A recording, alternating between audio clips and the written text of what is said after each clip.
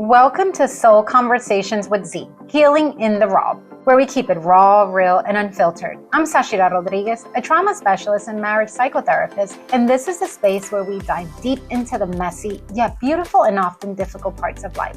Here we challenge ourselves to face our fears and dig deeper into self-discovery. I'm no newbie. I've navigated many rocky roads and consider myself a recovered traumaholic. Life hasn't been easy, but I truly believe that everything happens for a cause greater than ourselves. Whether you're navigating with grief or grappling with trauma, healing from attachment injuries, or working on your marriage, we're here to unpack it all. No sugarcoating, just honest conversations about the struggles we face and the growth that comes from them.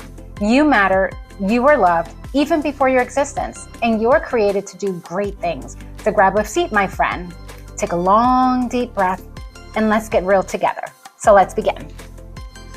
So hello, everyone, and welcome to the Bond That Heals, right? A mother-daughter soul talk that we're going to be talking about today. So my name is Zachyra Rodriguez, licensed psychotherapist, and I'm going to be having a great conversation today with my one and only baby girl, Sashi Vet. Everyone also knows her as Sashi. But I'm so looking forward to doing this podcast. I know we've been kind of talking about it for a while. And yeah, so I definitely am looking forward to today's episode because it's going to be juicy. So let's just say that. So why don't you just tell us a little bit about who you are and what you do and, whatever is on your heart. Okay. Well, hello. My name is Sashi Vet. I go by Sashi as well. And I am a registered nurse. I work got nurses in the house. I work on a med-surg, neurology, oncology psych floor. Yes. But it's kind of all branched under the med-surg crock pot, I call it. And yeah, that's what I do. That's really it. All right. So what do you do like on your free time? Tell us a little bit about that. My free time, I like to say that I'm basically like a little abuelita because I pretty much I stay home, I read my books. I do like to go to coffee shops. And anything specific about the coffee shops that you like? I just like the vibe. There's a coffee shop in Morristown. It's called French Press, and it's your French. Favorite? Yeah, probably. Okay. It's a French coffee shop, and I just get to imagine that I'm in Paris while I drink my chai latte. So for those that don't know, Sashi loves Paris. Never been. Yes. Her theme of her life has always been Paris, her actually being in Paris. She hasn't been to Paris yet, but it just seems like this has just been an ongoing thing for her. Right, yeah. So tell us a little bit about, are you married? Are you single? Tell us a little bit about that. I'm married. Ooh. I've been married for a little over 2.5 years now. And in April, it'll be 3 years, which is That's crazy. Yes, that is crazy. It's going to be 3 years. Like we just got married. Yes, and I feel that we were just running around trying to find a dress for you. I know. It's crazy. Yes, and all the different things. But it's been a minute, right? So, yeah. So today we're going to be talking about, the behind the scenes of our journey together and life transitions and you growing up and all that. And one of the things that I've noticed is that people always ask, especially during teenage years, as far as how was it? Growing up and everything else. So that's what we're going to be doing today. It's just going to be a space for honest conversations. And, I know we spoke a little bit this morning as far as what this was going to look like. And she was a little bit nervous, and just sharing as far as our experiences. One of the things that is just so important is for us to be able to keep it real and raw, kind of that's the name of the, the podcast as far as Soul Conversations with Z, Healing in the Raw. So we want to keep it, real. Keep it real, keep it raw. Yeah, there you go. Real and raw. That's all we're looking for, right? And we just want to be able to, just encourage mothers and daughters that are out there listening. Some of them have great relationships. Some of them are kind of having challenges and stuff. So we're just going to take it back a little bit and just kind of just talk a little bit about, how it was. So, tell us a little bit about your childhood. What was it like? Where were you born? Who are you? As if you don't you As didn't if birth I me. don't know, Right. but the audience, they don't know, Yeah, so they the need to know, listeners. they need to know who they're hearing. So I am Little Sashi, as people would typically call me growing up. I was born in Brooklyn, New York. I lived Woohoo, there till Brooklyn in I the was house. 6. Brooklyn in the house, yes. And then we moved to Jersey, and I've been in Jersey ever since. How old were you when you moved to Jersey? I was 6. You were 6. How Yeah. was that like transition for you? Like you're coming from Brooklyn, New York, like Flatbush I area. know. That was yeah. To like the farmland in New Jersey.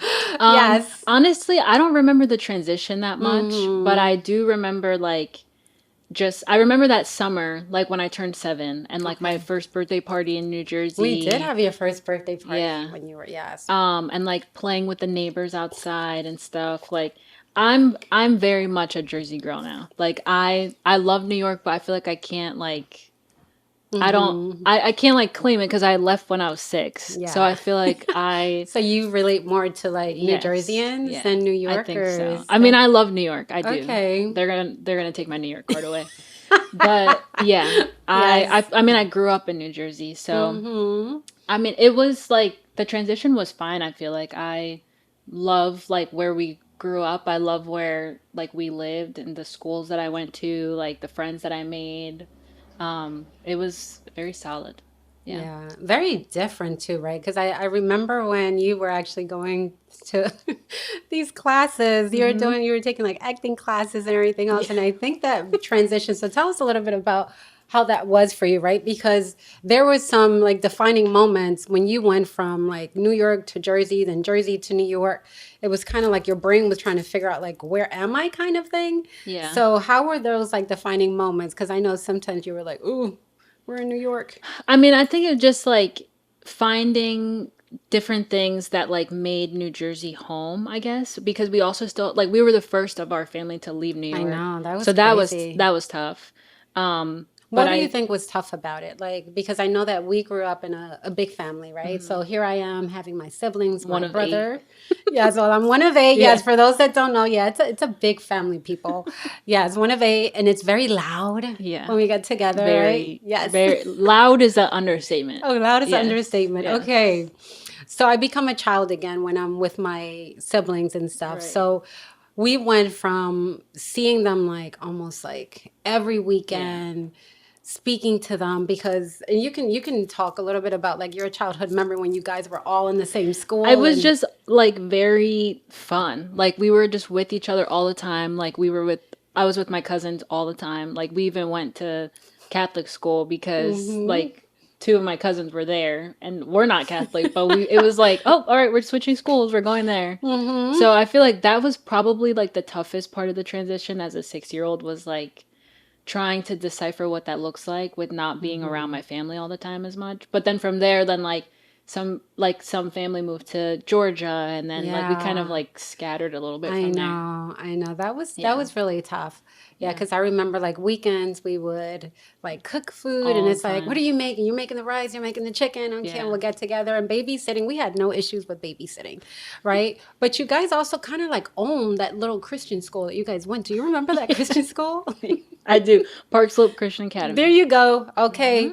Park Slope in the house if you guys Yep. still exist. Yeah. I don't know if they do or not. But it was like, what, 8 of you guys?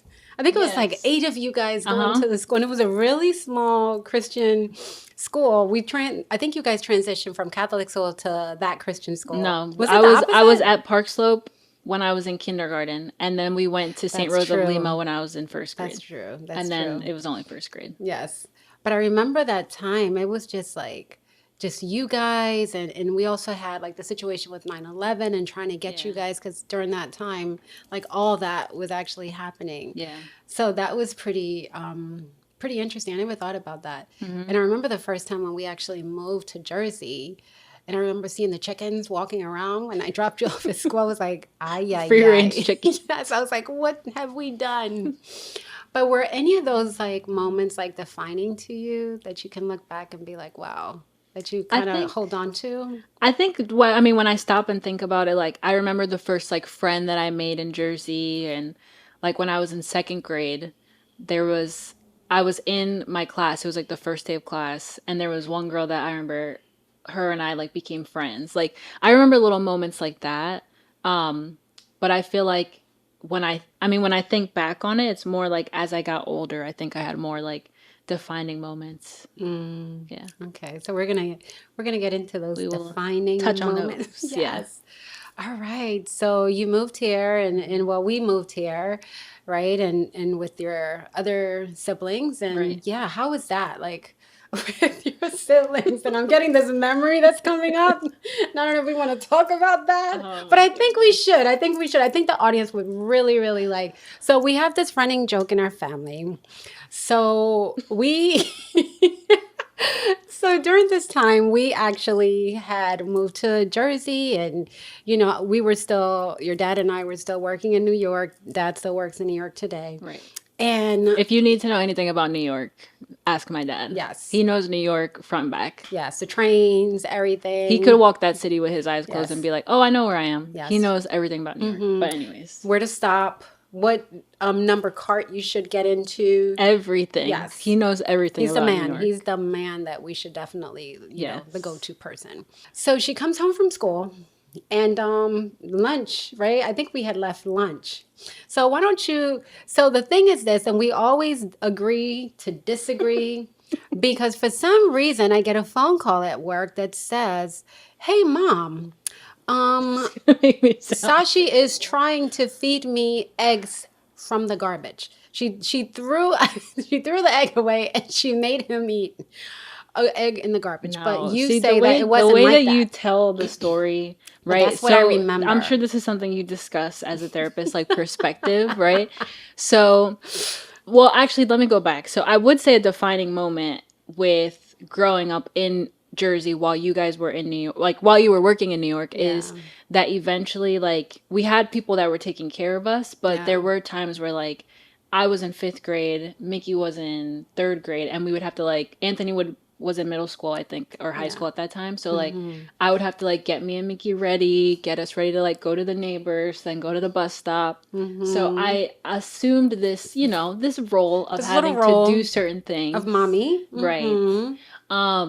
And so anyways, back to your story. Back to my story. Not back to the story. Right, Back to my story. back Okay, to- it's my back to your perspective. story. Okay. So long Got it. story short, I was making a snack for my younger brother, and I was like, I don't Boiled know, egg. in 6th grade at the time. And what I thought was a snack, I still do to this day, is boiled eggs. I like boiled eggs. Yes. So anyways, I made him a boiled egg, very excited for him to eat it, and he said he didn't want it, and he threw it away in a fresh new trash bag. There was But no it went into there the was garbage. there was no other trash in the bag. This story Okay. is gonna make me sound like terrible, but I told him, you need to still eat that egg. Like, I just made it for you. And he called my mother and said, Sashi's trying to make me eat eggs from the trash.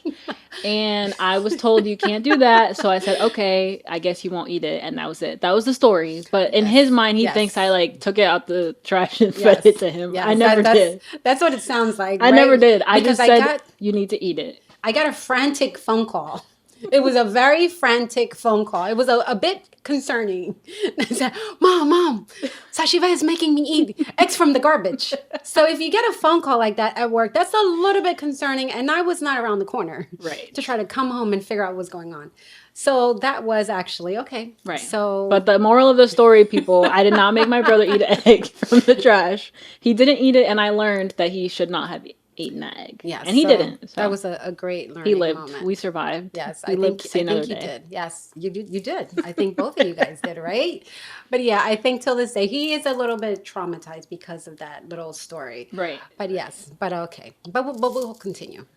All right. So those were pretty much like your, growing up years. I know that, we started going to church at a very early age. And so tell us a little bit about like that community, because I know that community also was like a defining moment for you as well. Yeah. So, I mean, we went to a Spanish church for a bit, and then we went to the church that I feel like I say, like, I grew up at, because that's where we spent, like, 5th grade up until my 20s. And I think that was probably where I actually felt like I found community. And, like, I had my friends there, like, my closest friends and stuff. And, like, even now, I was looking at a picture I took for my birthday this past August, and I was telling one of my other friends because they were asking like how I knew everyone, and I was like, I know all these people almost from Wow, church. that's crazy. And like I grew up with most of these people, if not all of them. So I think from there, like we were just super involved with everything. Yes. Like we did plays, we did Easter plays, Christmas plays. We like I sang, I danced, I did like kids ministry, youth ministry, Worship. fine arts. Like we did everything. I used to joke like my punishment if like I didn't do something right, I was or actually like gonna mention that. Yeah. like if I got bad grades, it was like you can't go to youth group because you need to stay home and work on your grades. I remember I used to tell my sister, I would be like, they're punished. They're not going to church. She was like, what? And I'd what be kind like, of punishment is I that? need to go to the source, please. My sister was like, you need to be thankful that your kids want to go to church. I was like, you guys are not clean. You're not going to church. Yep, that And they was would our be like, punishment. what? Yeah, imagine that punishment. Like I look back now and I could laugh at it. But it was a very like just a very solid community. Like Yeah. I'm very appreciative of like the people that I met there and like the friendships that I made from being at church. Yeah. That was definitely a defining moment for me. Yeah. Yeah, those were great, great memories. Like looking back, I think that because of that foundation, like we were able to adapt very quickly because people do ask, like, how did you guys move? Like having such a tight niche, because we grew up as a very, very tight niche, family, and having us like move. But it was just like, we had to move out of New York. And one of the reasons why we moved out of New York is because I remember Anthony was maybe like around 8 or 9. We were looking for homes. We couldn't find anything. And I don't even know if you know this story. Like we were looking in Long Island. I think that you know. And I remember there was like a gunshot outside, and we lived on the first floor. So there was they were like throwing, like bullets and stuff. And it was like, okay, we really need to get out of New York. Yeah. And it was hard. It was hard moving. And I thought that my siblings were going to follow me. They didn't follow Nobody me. did. Nobody followed me. Nobody wanted to live in the farmlands Nope, of New nobody. Jersey. Nope, not even my brother, right? And my sister, she would have followed me, but that's a whole different story for another day. But yeah, and I just knew that everyone was going to come, right? And sometimes God will remove you from these spaces because He needs to open up, space for new things. And that was a bit difficult, But I'm so thankful that we did have that community and stuff. And then, then we transitioned to like your teenage years. So tell us a little bit about how was your teenage years and, growing up in the farmlands and in Jersey, out of The Brooklyn. farmlands of Columbus. Yes. I mean, my teenage years, when I look back on them, like, I feel like that's really where I discovered, like, my faith for myself. And I don't know, I guess I just tried to figure out, as almost all teenagers do, like, who I was, like, what I believed in. I went to public school for all of my, like, pretty much K through 12, except for that Yeah. 1 year at the Catholic school. And the But Christian school too. When you were little. yeah, in kindergarten. Yes. But like second grade to 12th grade, I was in public school. Yeah. And I am very appreciative of it now because I feel like I learned so much and also just learned how to like, you meet so many different people from so many different cultures and backgrounds and religions. And Yeah. it forces you to kind of be like, all right, well, like if somebody's asking you who's never been to church before, didn't grow up Christian, and they're saying like, well, why do you go to church? Like, why do you have to go to church every Wednesday? And then I had to be like, why do I go to church every Wednesday? So I think that it definitely allowed me from a young age to like have empathy for other people who don't think the same way I do or may not believe the same things I do. Like my closest friends in high school weren't the same religion. And I think it just helped me to like really build on the foundation of my faith, but also just like on things that I valued that other people may not have valued, and figured out like, all right, well, why do I not do this? Why do I do this? Or why do I like refrain from doing certain things? So, yeah, I feel like it just helped me figure out like, all right, well, what is it that like I believe in and why do I believe it from like Yeah. a younger age, I would say. Yeah.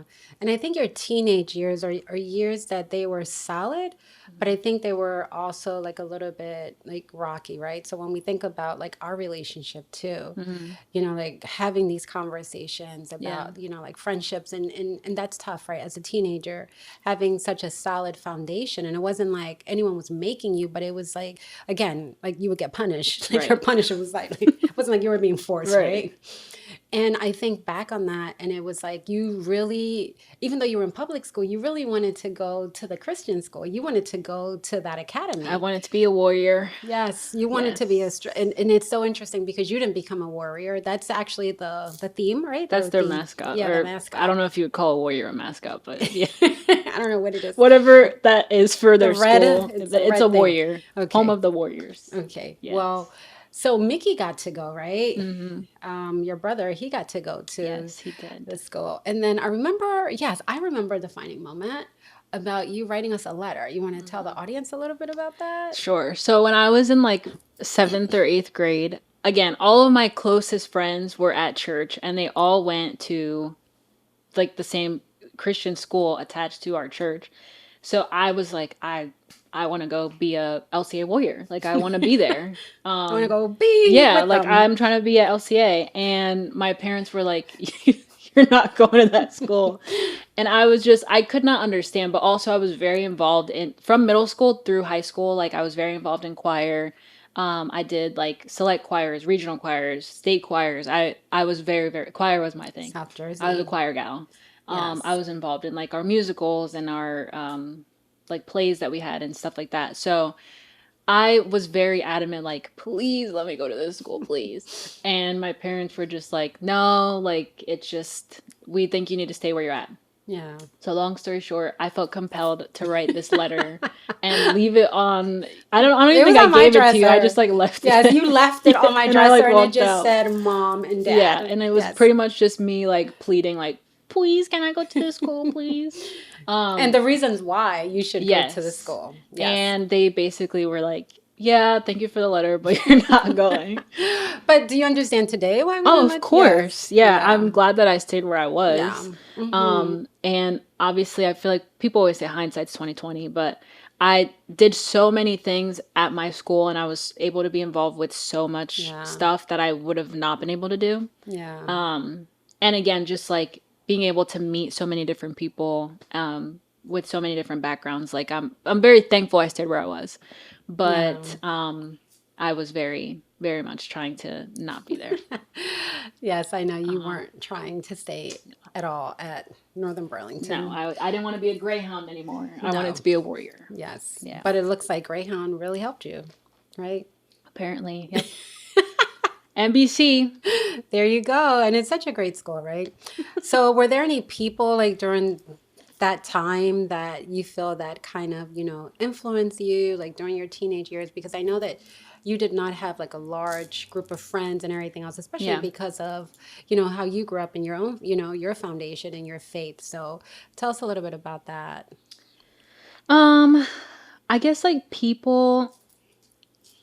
I don't know if I had like a specific outside of like family, because I feel like you and I talked a lot through certain things where I like if I struggled with friendships or that kind of thing. But like outside of that, I don't know. I mean, I feel like the teachers that I had in school were very like influential in my life. Yeah. But yeah, I don't think that there was like a specific like person I could say like, man, I feel like this person was like a mentor to me throughout, which I Yeah. think was also why I became so passionate about like youth ministry Yeah. and like wanting to be that person that I Yeah. didn't have when I was growing up. Yeah.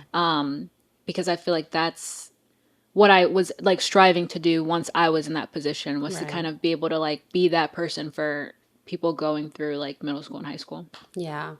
Yeah. And I know that they would do, I think once a year, it's like Be at the Flag. I forgot the name of that. Yeah. Meet me at the pole. Meet Me at the Pole. Yeah. And tell us a little bit about what that is. And So basically, when I was in high school, I was a part of a group called FCA, which is Fellowship of Christian Athletes. Am I an athlete? No. But am I Christian? Yes. So we basically coined it as like, you don't have to be an athlete, but it's like a group for people to meet. We met, I think, like every Tuesday or something like that. And it was basically just for people to come out. We would like talk through different things. And so we had Meet Me at the Pole, and it's basically like a yearly thing, once a year, where like schools across America, you pray around like the flagpole at your school. yeah. And yeah, I think it was like maybe my sophomore year or something like that.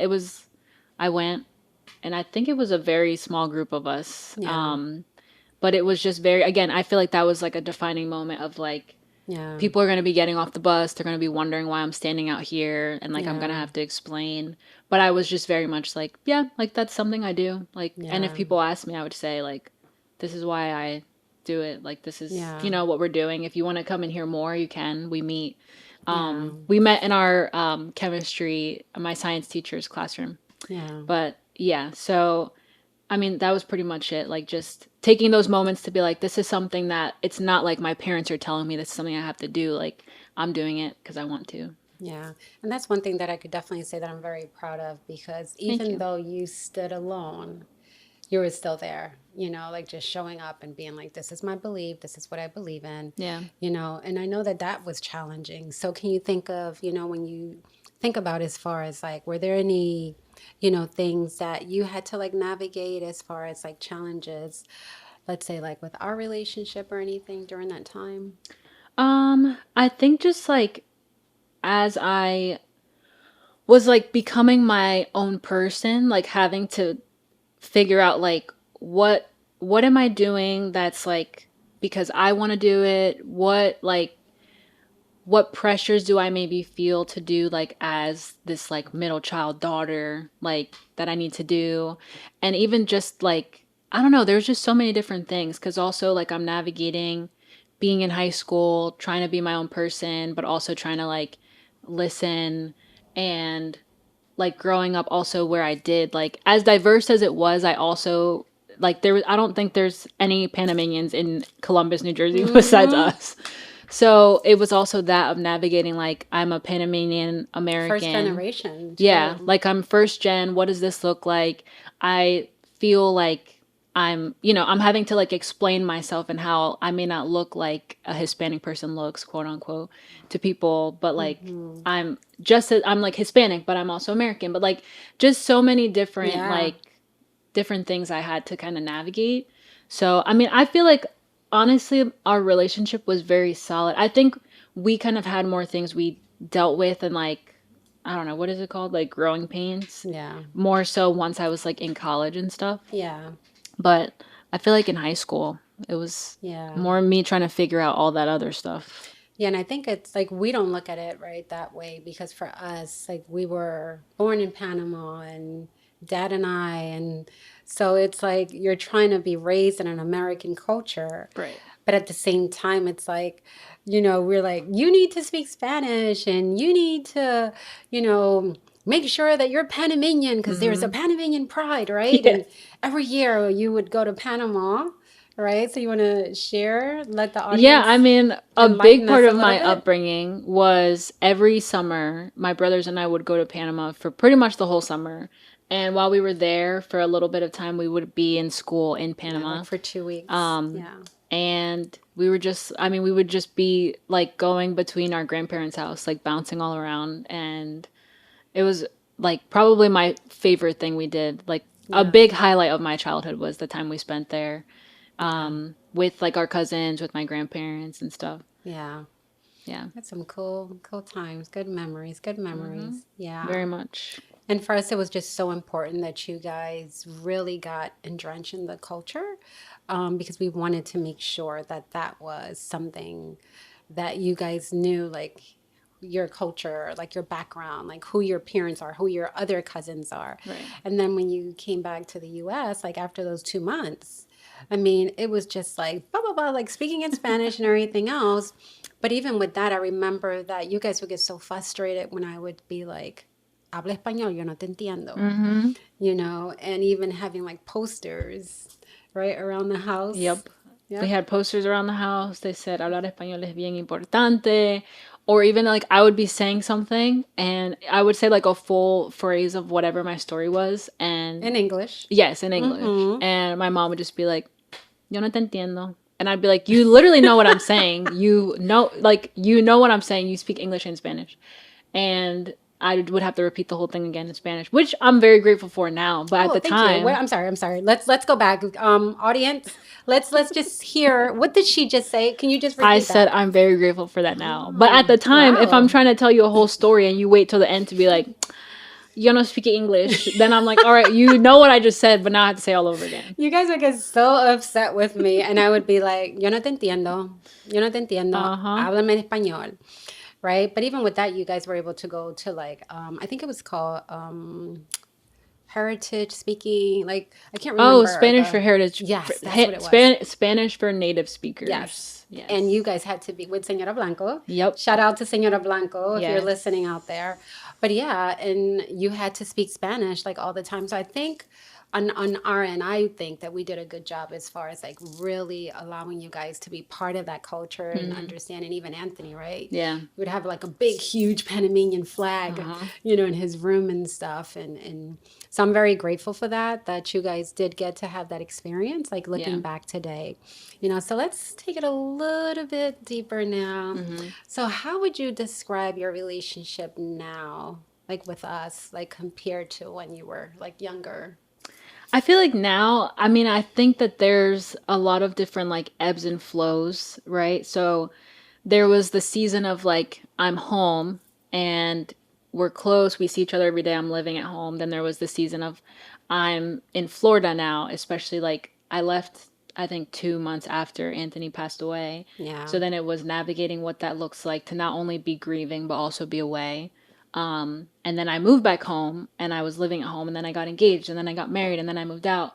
So I feel like our relationship feels very solid. It's like navigating, okay, what does that look like? How do we communicate all the time? Or how do we maintain communication where I'm not like living at home so I don't see you all the time, but still making sure like we're still caught up with each other.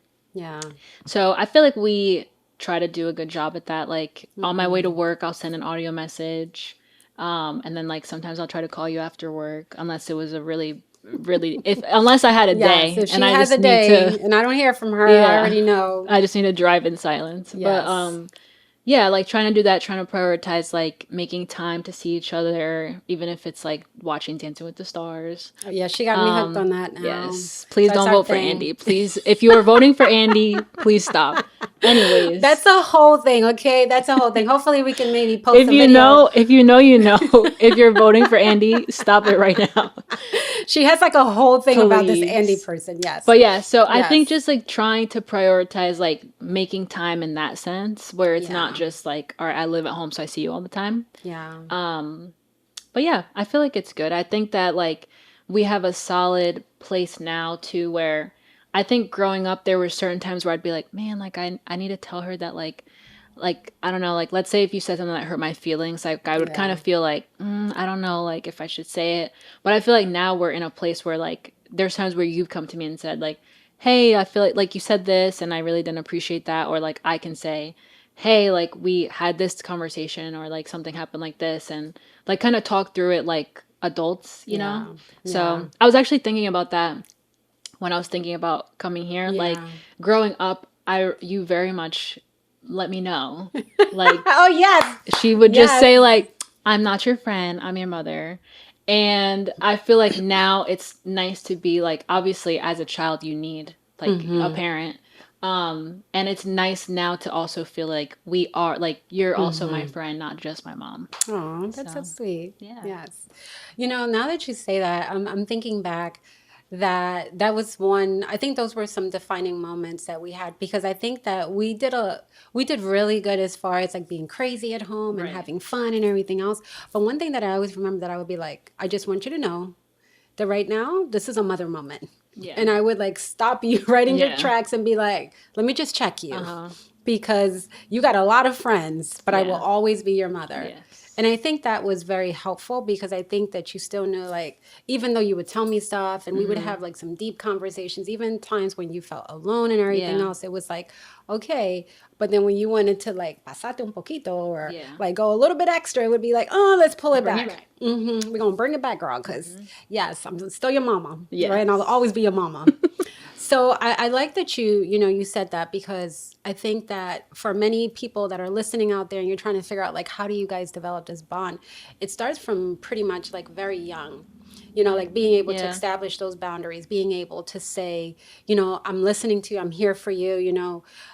But at the end of the day, I'm always going to be your mom because you're going to have like many, many friends. And I think some of the things that maybe moms do is that they try to be the friend before the mom. Like, I mean, what are your thoughts on that? Well, I can't speak to being a mother because I'm a mother to a beta fish. That's about Yes, it. to a beta But fish, people. And yes, his name is Darnell. yes, Darnell the beta fish. But Yes. I mean, I feel like I don't know. Like, there's no perfect formula for it because Yeah. obviously, like, we're human. Like, you're learning to raise kids as they're growing up, as I was your so kids are young growing too. up. You know. Yes. But I feel like it's just a matter of like feeling like you can be honest Yeah. and feeling like you have a space where you can share how you really feel. And I remember So it's that was like something. safety that you're talking about. Yes, Yeah. like I remember growing up too, that was something that you would say where like if there was something that happened, you would always be like, "Listen, I'm going to find out either way. Like it's better if you just tell Oh, me yes. than for me to just find out later. Like if there's But don't ever be something crazy. going on, right? Tell me the craziness Like now. I just don't want let to me find out when know. I get to school. Right. So I feel like that would kind of have me like I would get like a pit in my stomach sometimes if I had to tell you something because I would just be Yes. like, man, like I have to tell her this. But also I'd be like, I'd rather her know from me than, Yeah. know from whatever. Yeah. So I think it's just like learning that. Like it hasn't always been perfect. I feel like we went through periods where I had to Yeah. kind of be like, all right, like I feel like I have to share this, but like I don't know how it's gonna be received and like vice versa. But I feel like we've kind of figured that out. Like we have a good communication system. I think it just comes down to being able to feel like you can communicate with somebody. Yeah. I think in any relationship, right, you have to Right. be able to learn that at the end of the day, like if you don't share what's happening, if you're not able to come and feel safe in that space, that's a bit difficult. And I Yeah. think for us, it did take, when we did have like those moments, it was like, okay, like we need to talk, whether we like it or not, right? Yeah. And I think even today, one of the things that we always say, and we'll get to that in a little bit, but as far as like, well, we do hard things, we've been through some hard things and, Yeah.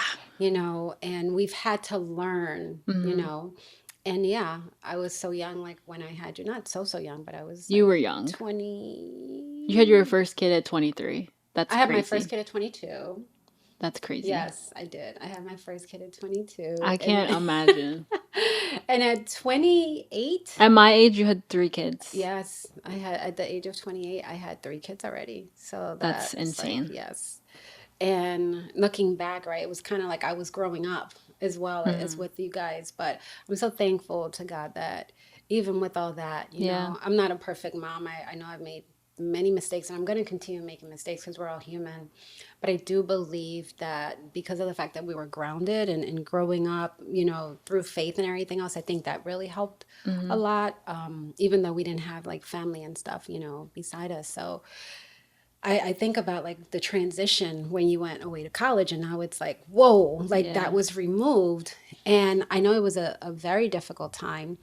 Well, when you first went away, I know you had went to Naya College and all that. And Dad would go every single weekend and pick you up because you were like sad I that did you not needed to wanna be come there. home. But she was the one who wanted to go to that school. Yeah. So, and even with that, we were like, I don't even know how many hours away. And you would still I think it was at least 3 hours. 3 hours. And Dad, every single Sunday, he would sacrifice and take it. He's like, okay, baby, let's go. And he would pick you up at the train station. And just for those that don't know, Sasha was amazing because she would even throughout that transition, you would take like about 3 different forms of transportation, I think. Well, just like if for people who have children who are looking about college and all that, just, I highly recommend the community college route. Oh, you Before do? you go to university, if that's something you want to do. That's another thing where your parents they're right. They know what they're talking about.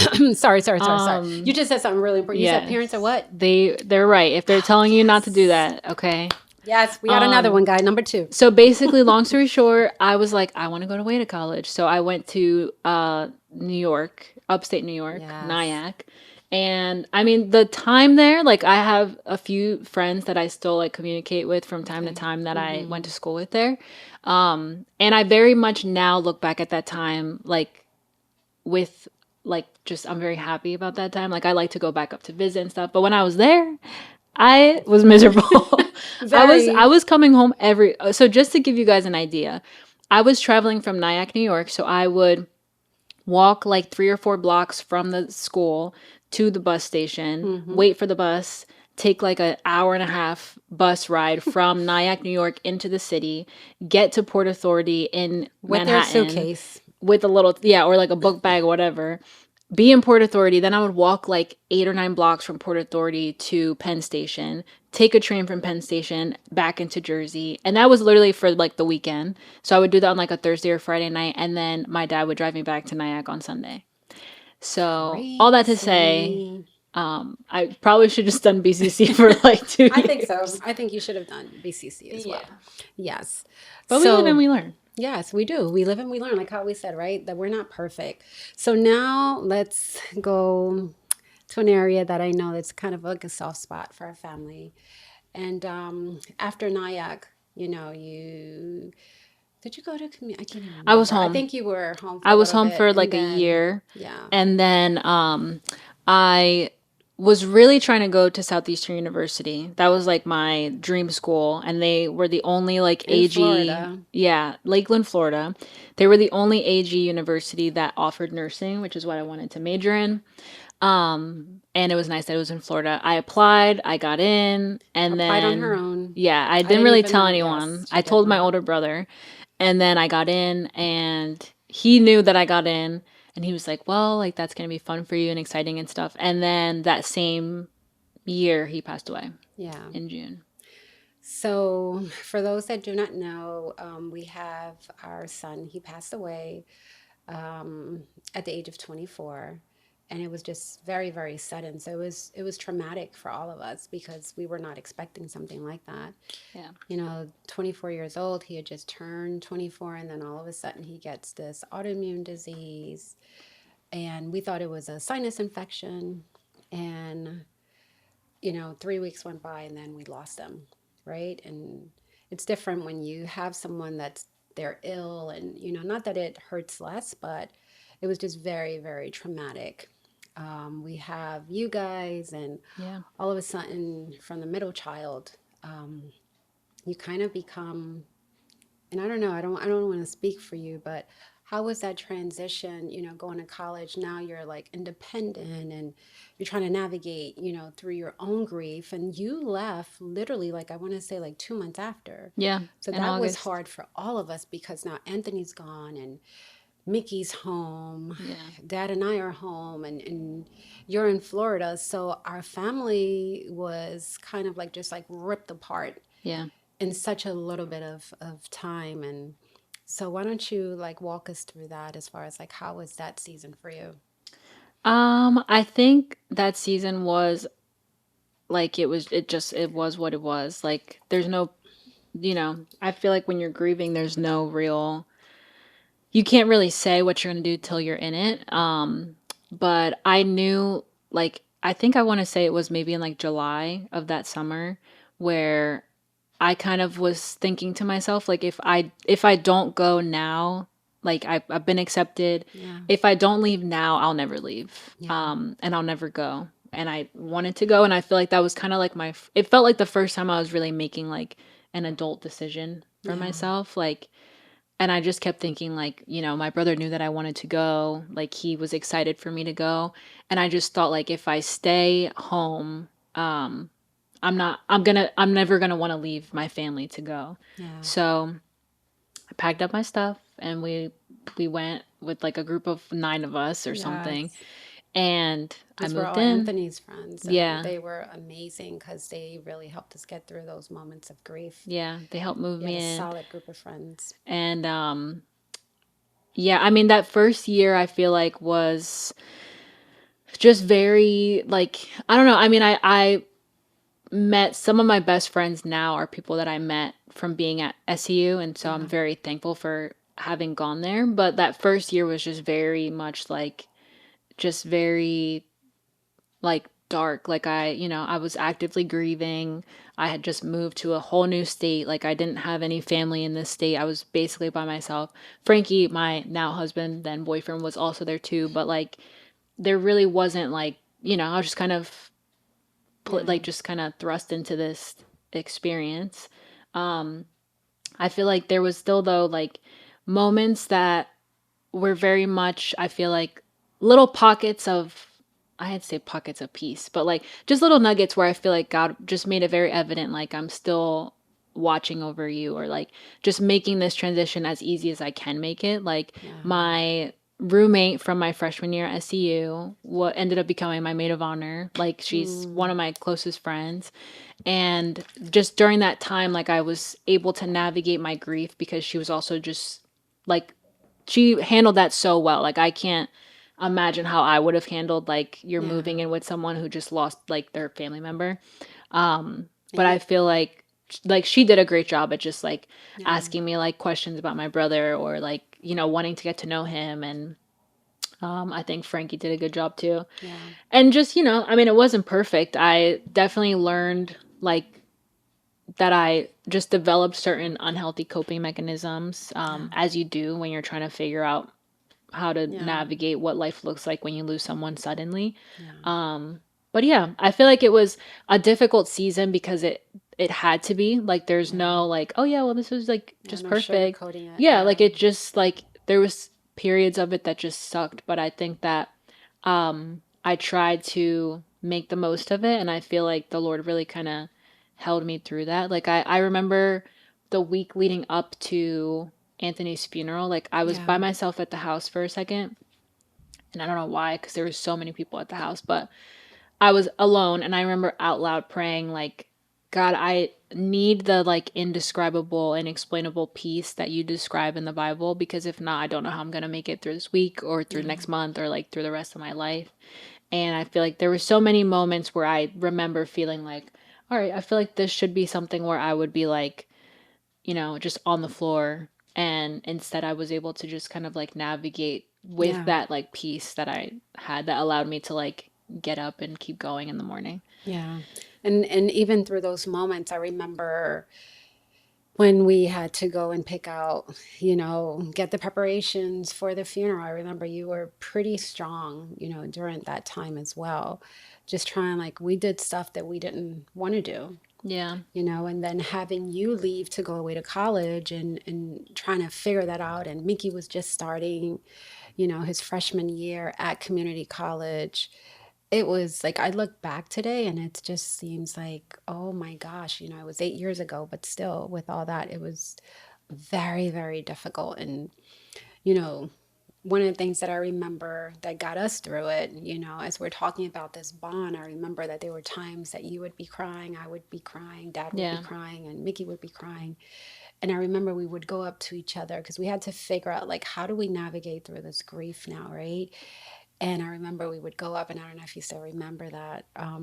We would be like, day by day, hour by hour, minute by minute, day by day. Mm-hmm. And we would get through it that way. And one person would say that, the other person would say the other. Yeah. And then we would just, and we would just kind of just breathe, Yeah. you know. I was actually just sharing that with a friend of mine who's going through her own grief journey.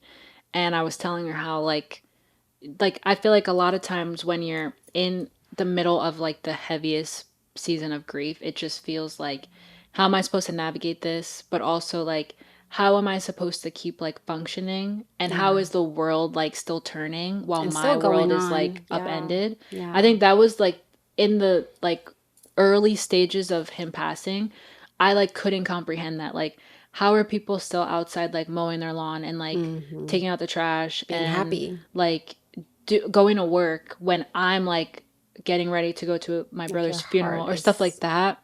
And I was sharing that with her, like it really is, sometimes you literally have to like, it's a minute by minute thing. Yeah. Or like it's by the hour. Like this hour I'm okay. Next, like Yeah. in an hour I may not be okay, and that's okay. Yeah. And just kind of navigating that, like it's very, very raw, and you have to like allow yourself to Yeah. feel all of that, because if you don't, Yeah. then It's worse. Yeah. yeah. And It's worse. there's no real like perfect formula Formula. for it, Mm-hmm. but it's whatever helps you. Like I remember for me a big thing was, even with like music, like Johnny Swim has this song called Georgia Capon that I listened to all like the week leading up to Anthony's funeral. That was like when I couldn't sleep, Yeah. I just had that song on repeat. And it just talks about loss, and it talks about grief. and that whole album was really good. But Yeah. there's that song, and then there's another song called Let It Matter by them that's really good, and it just talks about how like grief, like you feel this like heaviness because you loved so deeply. Yeah. And so it's kind of like, I get to grieve you because I loved you so much. Yeah. And you guys were very, very close. So it was Yeah. kind of difficult because people actually thought that you guys were like twins because you did worship team together. You did youth ministry Yeah. together. He was like your guy, like your best friend. Yeah. And having to try to like navigate that and trying to figure out like the second by second, minute to minute, hour by hour, day by day thing. Yeah. It was tough. And I remember there were times that you would be crying, I would be crying, Dad, Mickey, and it was just like, wow. And one of the things that I remember that we did pretty good at was like, what do you need? Do you need, for me to sit here, or do you need to be alone? And these were just like coping mechanisms that we had to learn because, we had a great community, especially Anthony's friends. Shout out to you guys if you're listening. I mean, they really held down the fork a lot. And I remember asking them, like, is this like, did you guys plan this, like, to come over like every single day? Because it just became like a daily thing. Yeah. And when I say that the power of presence is so, so important, and we're definitely going to talk about that in a different episode, but it's what pretty much like held us down during that time. And I remember even with you, like calling you at college one day, it was a Friday night, and you were just like so down. I don't know if you remember that. Yeah, And I remember. Like, I was depressed. yeah. And I remember thinking to myself, like, okay, if she calls me and if she asks me how I'm doing, I'm gonna tell her like I think I'm depressed, because I was just not like, I was skipping class, I was emotionally eating, I was depressed. And so I remember you called and you were like, hey, like, how are you? And I was like, yeah, I think I need to like see someone and talk through my feelings, because I'm not feeling okay. Yeah. So what was the toughest thing for you, like during this time of grief? Like, what do you think was the hardest thing throughout that period of grieving? I think just like, again, feeling like, how do you continue to function how is everyone functioning while I'm so not okay? But also, like, I mean, my brother was my best friend. Like, he wasn't just my older brother. So having to figure out what that looks like I sometimes describe it to people like it felt like a security blanket was just like ripped out from me, and it was just like, oh, okay, so the world just like sucks, like, and I had to learn that, life isn't fair. Things like bad things happen to good people. And sometimes there's no explanation for it. And I just kind of had to navigate like what that looks like. And that sometimes it just sucks. Like, and it's okay to be like, this isn't okay. Like, this sucks. And I'm sorry, but like, it does. So I think just having to like be okay with that like there may not be an explanation for it, and there may not be an answer for it. And there's just things that just suck. And unfortunately, like, that's just something I feel like I made peace with certain things, because for me, I've learned that, like, I think sometimes people think if you're Christian, like, you're not supposed to go through things, when in fact it's the opposite. And go through a lot of things. in fact, probably go through more, but like, you're not immune to things happening to you just because you like are a Christ follower. And so, we live in a sucky world sometimes where bad things happen. And So I'm going to put you on the spot and ask you this question. Sure. How do you think I did during that time as your mom? Because that's tough, because, I'm thinking about it right now and my heart just hurts a little bit, because you're a mom, right? And you're supposed to protect your kids. And that was kind of rough because I'm grieving, Dad's grieving, Mickey's grieving, you're grieving. And you're trying to like ease your heart and ease the pain and the bleeding, right? Well, my heart is still bleeding. So how do you think, I did during that time as your mom, I mean, I think that you did as best as you could, like, you're having to, again, function and like try to continue to like be a mom to your kids, be a wife, like, we need to take our tissues here. I didn't know that we were going to. Funny. But like you're trying to like think like function, you know? But yeah, like I think that you did as best as you could, you know? I think that like there were times where I feel like I had to kind of like do certain things because like you and dad were not able to do those things. But overall I feel like you did the best you could with what you did. Like I think that you did a great job at still checking in on me and like even sometimes not letting me know how you guys may have really been doing at home and how difficult it was for me to not be home. Like you were able to still be present for me in how I was dealing with everything. So yeah. Wow. Oof. Yeah. Yeah, I know. Some deep stuff. Yeah. Yeah. And I think that even, till this day, I remember us having a conversation that I think we were a little bit challenging. I think you were just starting like to date and stuff and trying to figure out like also like my place in your life, like you trying to figure out like how do I navigate now having, like a boyfriend and all that stuff, right? Because you guys started dating like pretty much like soon after. And I remember Frankie coming to the house and asking us, and he knew from day one that he wanted to marry you because it was supposed to be a conversation of, hey, can I date her? And he went from, yeah, because you do know I want to marry her. I was like, whoa, whoa, whoa, whoa, let's take it a step back. So I think navigating that. And I always remember one thing that you said to me that was so impactful. You said, Mom, I love you so much.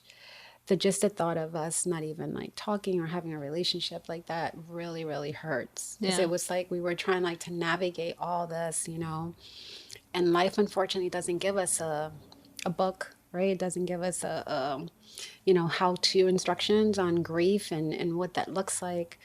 But I agree. I think we did the best that we could with the tools that we had. And I think that we held each other down the best that we could do. And I think we supported each other the best that we could. So that's one thing that I'm really, really, grateful for, during that process. Yeah. So yeah, my goodness, some good stuff, Sashi, some good stuff. Good stuff indeed. Yes. So I know we're kind of having to wrap up. There was like so many other stuff that we wanted to talk about.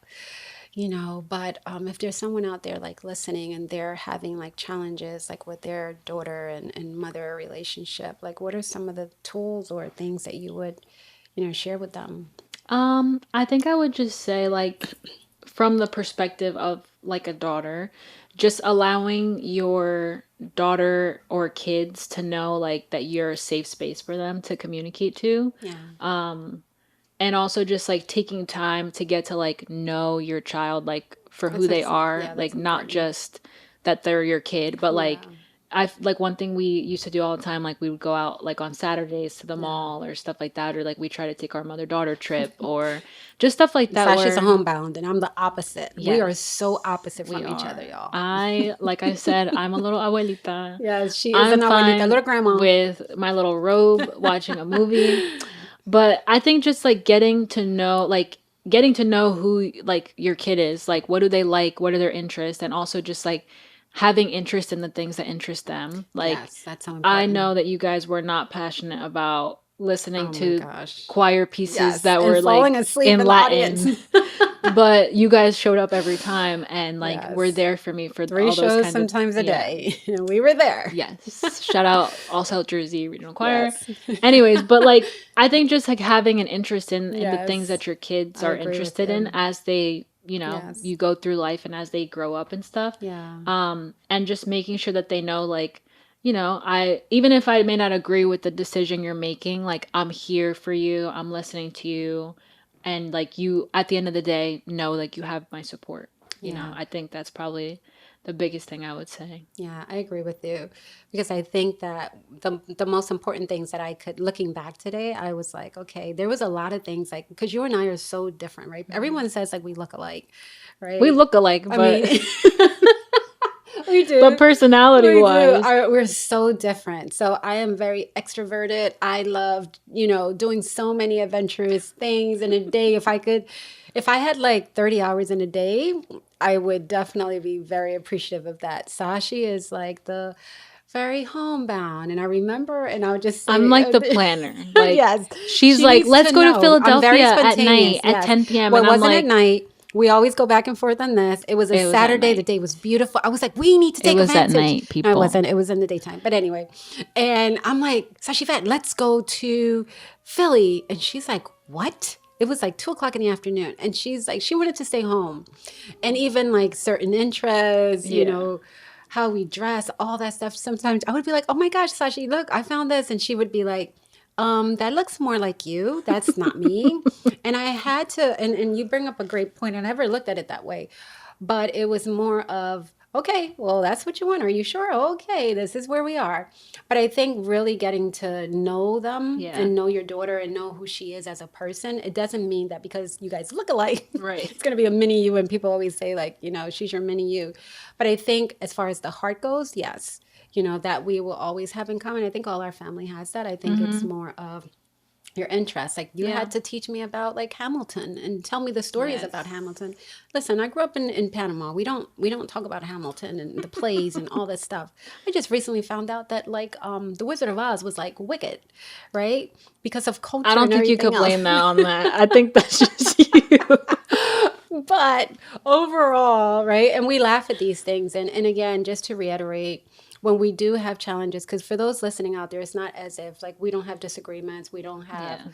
you know, like difference of views. I would say that. I would say it would be more of that because I don't think it's so much like, you know, we've never gotten into a fighting match or any or argument or any of that stuff. But we do have difference of opinion and different Yeah. perspectives and stuff. I mean, we've gone back and forth on things, like, Yeah, but but not I to the don't. extent I think that I like think it's just people are like feeling yelling like and yeah. no, like I think Yeah. just being able to be honest is important, Yes. and feeling like you can be honest, like that's Yeah. something also I feel like you guys taught us too. Like Yes, I'm not very gonna let much. you, look Oh like a yeah. fool. Yes. We were be Um, very honest with our kids. Yes, but I think it's just being honest and being able to communicate and feeling like you are creating a space where your Yeah. child can come to you and say, whether they're an adult child or not, like, Yeah. hey, I'm feeling this way, or this is something I want to do. What do you think? Yeah. And still just giving them that support and listening ear, I think, Yeah. Just is having important. yeah.